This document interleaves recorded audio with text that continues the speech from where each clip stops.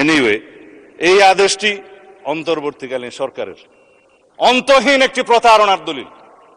এটা আমি আজকে আবার পুনরুচ্চারণ করছি। যে আদেশের জন্মই বৈধ হলো না, সেই আদেশ হবে ভয়েড অ্যাব ইনিশিও লিগ্যাল ল্যাঙ্গুয়েজ, সূচনা থেকেই অবৈধ। একটা বিভ্রান্তি সৃষ্টি করা হচ্ছে সারা জাতির মধ্যে যে বিএনপি সংস্কার চায় না। বিভ্রান্তি সৃষ্টি করা হচ্ছে বিএনপি জুলাই জাতীয় সনদ মানে না। এই দলিলের প্রত্যেকটি অক্ষর, শব্দ, বাক্য আমরা ধারণ করি এবং প্রতিবাদ করি। গণভোট অনুষ্ঠিত হয়েছে। এই গণভোটের প্রস্তাবক তো আমরা ছিলাম। আমি প্রস্তাব দিয়েছিলাম বিএনপির পক্ষে যে অন্যান্য রাজনৈতিক দল এই সুভারেন হাউসের ক্ষমতা হচ্ছে, এখতিয়ার হচ্ছে রাষ্ট্রপতি অধ্যাদেশ জারি করতে পারলেও ইন বিটুইন টু সেশনস সেটা এই মহান সংসদে পাশ করে নিতে হবে উইদিন 30 days। এটাই হচ্ছে সার্বভৌম পার্লামেন্টের সার্বভৌমত্ব। এটা তো অধ্যাদেশও নয়, এটা তো ভয়েড অ্যাব ইনিশিও একটা অর্ডার, যেটা রাষ্ট্রপতি করতেই পারেন। এই আদেশটা রাষ্ট্রপতির অধ্যাদেশ না হওয়ার কারণে 133টি অধ্যাদেশ উপস্থাপন করা হলেও সংসদের প্রথম দিনে এই আদেশটা উপস্থাপন করা হলো না, কারণ এটা না হয় অধ্যাদেশ, না হয় আইন। আমি সেজন্য বলেছিলাম এটা হয়তো কোনো নিউট্রাল জেন্ডার হতে পারে। আমাদের এখানে we have many pearls in our string. Already একজন বক্তৃতা দিয়েছেন, আরও দিবেন মাননীয় আইনমন্ত্রী।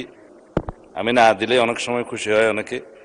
আমি ভাবছিলাম আমাদের আরো জুয়েলস যারা আছে তাদেরকে আজকে একটা একটা করে প্রকাশিত করব। মানে স্পিকার, অনেক ধন্যবাদ আপনাকে। আমি মাঝে মধ্যে আজকে একটু দেখব, কারণ রেকর্ডের ব্যাপার অনেক কিছু এখানে উত্থাপিত হয়েছে। আমাদের মাননীয় বিরোধী দলের অনেক বিজ্ঞ সদস্য, ব্যারিস্টার্স, অ্যাডভোকেটস যারা আইন কানুন সংবিধান উদ্ধৃত করেছেন, মজবুরিতে আমাকেও কিছু কিছু জবাব দিতে হবে। আজকে যে নোটিশটা মাননীয় বিরোধী দলীয় নেতা মুলতবি প্রস্তাবের জন্য উত্থাপন করেছেন, লিখিত কাগজটা আমার কাছে আছে। এখানে জুলাই জাতীয় সনদ সংবিধান সংস্কার বাস্তবায়ন আদেশ 2025, আদেশ নম্বর 1 2025, আমি পড়ছি ওনারটা। এর অনুচ্ছেদ 10 অনুযায়ী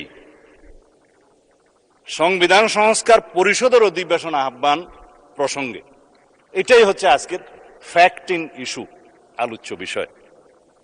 তা আসি, এই 10 অনুচ্ছেদ সংবিধান সংস্কার বাস্তবায়ন আদেশের কি, সেটা হচ্ছে পরিষদের অধিবেশন আহ্বান, কোরাম ভোটদান ইত্যাদি সংসদ নির্বাচনের ফল ঘোষিত হইবার 30 পঞ্জিকা দিবসের মধ্যে যে পদ্ধতিতে জাতীয় সংসদের প্রথম অধিবেশন আহ্বান করা হইবে, অনুরূপ পদ্ধতিতে পরিষদের প্রথম অধিবেশন আহ্বান করা হইবে।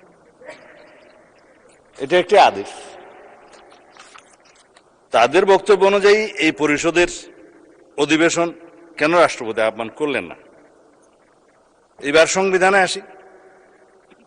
আর্টিকেল 72 অনুসারে রাষ্ট্রপতি প্রধানমন্ত্রীর পরামর্শ অনুযায়ী, লিখিত পরামর্শ অনুযায়ী সংসদের অধিবেশন, প্রথম অধিবেশন, সময় স্থান নির্ধারণ করে প্রজ্ঞাপন করেছেন।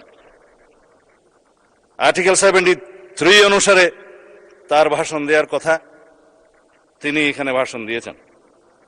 আমাদের মাননীয় বিরোধী দলের সদস্যগণ তার ভাষণ শুনতে চান নাই, ওয়াকআউট করেছেন, ভালো কথা, কিন্তু তার ভাষণের উপর আলোচনা করছেন এবং 50 ঘন্টা আলোচনা হবে ইনশাআল্লাহ।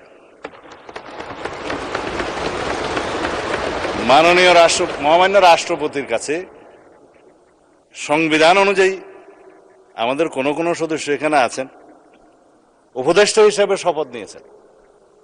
সংবিধান তখন ভালো ছিল, রাষ্ট্রপতিও তখন ভালো ছিল, কিন্তু ভাষণের দিন উনি মনোপুত হলেন না আর কি। যাই হোক, এখন এই আদেশটা নিয়ে যে আমরা আলোচনা করব, আদেশের অনুবলে যে সংবিধান সংস্কার পরিষদের অধিবেশন কেন আহ্বান করা হবে না তার উপর যে আলোচনা করব, আদেশটা কি, কিছু কিছু জবাবের মধ্যে চলে আসবে। মাননীয় বিরোধী দলের একজন সদস্য বলেছেন এই আদেশটা বৈধ আইন। এইখানেই হচ্ছে বিতর্কটা। এই আদেশটা বৈধ আইন না, রাষ্ট্রপতি আদেশ জারি করতে পারতেন, পাস্ট টেন্স। 1971 সালের 26শে মার্চের পরের থেকে বাংলাদেশের সংবিধান প্রণীত হওয়ার আগ পর্যন্ত বাংলাদেশের স্বাধীনতার ঘোষণাপত্র অনুযায়ী এবং সেই অনুযায়ী laws continuance enforcement order 1971 10th April এবং the Bangladesh constitution provisional constitution order 1972 এই অনুসারে রাষ্ট্র পরিচালিত হয়েছে। রাষ্ট্রপতি অর্ডার জারি করেছেন, রাষ্ট্রপতির অর্ডার অনুসারে নবগঠিত রাষ্ট্র পরিচালিত হয়েছে। আদেশগুলো সবগুলোকে বৈধতা দিয়ে সংবিধানের প্রথম এবং চতুর্থ তফসিলে বৈধতা দেওয়া হয়েছে, কন্টিনিউশন হয়েছে। আমি সেই আদেশকে বৈধ আদেশ মনে করি। যে হাইকোর্টের আদেশ, যে রুলিং এর কথা বললেন, সেই আদেশগুলোকে আইনে পরিণত, আইন বলে স্ট্যাটাস দেওয়া হয়েছে। অবশ্যই আর্টিকেল 152 অনুসারে একটা হচ্ছে ল, আরেকটা হচ্ছে এক্সিস্টিং লস। আইন এবং প্রচলিত আইন দুই জায়গাতেই আদেশ হচ্ছে বৈধ আইন। অন্যান্য প্রথা, রুলস সবকিছু বৈধ আইন, আদেশও আইন। কিন্তু এই আদেশ হলো ছিল, কিন্তু আদেশ জারি করার ক্ষমতা 1973 সালের 7ই এপ্রিলের পর রাষ্ট্রপতির আর রইল না। চতুর্থ তফসিলের, সংবিধানের চতুর্থ তফসিলের ধারা 3 সাবসেকশন 2 সাবসেকশন 3 অনুসারে যে সমস্ত আদেশ জারি হয়েছিল সেটা বৈধ, এবং যে সমস্ত আদেশ জারি হয়েছে সেটা পরে রাষ্ট্রপতি বাংলাদেশে প্রণীত সংবিধানের সাথে সামঞ্জস্যপূর্ণতা দেওয়ার জন্য সেটা আদেশ সংশোধনও করার ক্ষমতা দেয়া হয়েছে। এবং সেখানে আপনি দেখবেন 2 বছরের টাইম লিমিট করে দেওয়া হয়েছিল। আমি দেখে বললে ভালো বলি না, সেই জন্য এমনি বলি। তো সেই জায়গায় 2 বছরের সময়সীমা 1974 সালের একটা দিবসে শেষ হয়, সেটা আমি পরে বলবো, এখানে দেখে বলতে হবে। কিন্তু চতুর্থ তফসিলের ধারা 17 সাবসেকশন 2 লাস্ট প্যারাগ্রাফ অনুসারে বাংলাদেশের রাষ্ট্রপতির আর আদেশ জারির ক্ষমতা রইল না। তারপরে দেখে নিতে পারেন। তারপরে রাষ্ট্রপতি আদেশ জারি করলেন কিভাবে, সেটাই হচ্ছে আজকের ফ্যাক্টর ইস্যু। যে আদেশের জন্মই বৈধ হলো না, সেই আদেশ হবে ভয়েড অ্যাব ইনিশিও লিগ্যাল ল্যাঙ্গুয়েজ, সূচনা থেকেই অবৈধ।